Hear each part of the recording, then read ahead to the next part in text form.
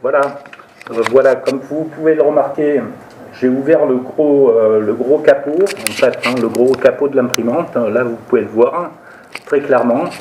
Euh, alors ensuite, je vais baisser un petit peu la caméra. Voilà, il suffit donc d'aller à cet endroit-là, en fait,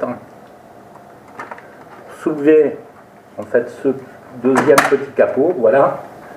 Et là, vous voyez clairement, je vais vous montrer plus précisément, voilà, la cartouche d'encre et son tambour. Donc c'est très simple pour enlever la cartouche et le tambour. Il suffit d'appuyer sur la cartouche verte et de tirer assez, assez fortement. Et là, il y a tout qui vient. Voilà. Donc c'est relativement facile. Et quand on ne sait pas, moi je ne savais pas au début que j'ai eu l'imprimante et j'ai galéré comme un malade. Donc ça peut vous être utile si vous avez... Pour commencer, on peut dire que c'est une très très bonne imprimante et pas chère en prime. Voilà, il faut commencer par les inconvénients évidemment parce que c'est important de le souligner. Voilà, via les appareils mobiles, par exemple les iPhone, Android, iPad, tablette, ils ont une application iPrint Scan, voilà, qui fonctionne que sur PDF. Et les photos, alors moi je me demande comment on peut imprimer des photos sur une imprimante monochrome, ce qui ne sert à rien en fait. Hein.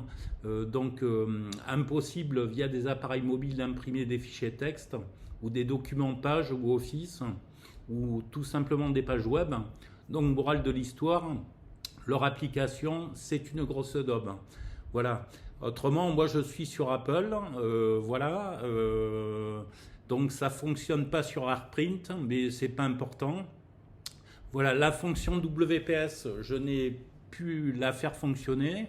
Donc j'ai fait la configuration manuelle du réseau WLAN. Bon, c'est un peu fastidieux parce qu'il y a beaucoup de caractères à rentrer, mais ça s'est fait sans problème. L'écran est peu lisible et ça nécessite à la limite une lampe frontale pour bien voir ce que l'on fait, quoi. L'écran n'est pas rétro-éclairé, hein, donc ça c'est vraiment un problème, quoi. Pour le bac à feuilles, ça c'est aussi dommage, il ne rentre pas dans l'imprimante, il faut ressortir les feuilles et les mettre à l'abri une fois l'opération terminée. Donc ça c'est quand même dommage, hein. Alors qu'avant, il me semble bien que dans leur précédent modèle, c'était possible. Voilà, l'imprimante par contre est relativement volumineuse, mais quoi de plus normal pour une laser multifonction.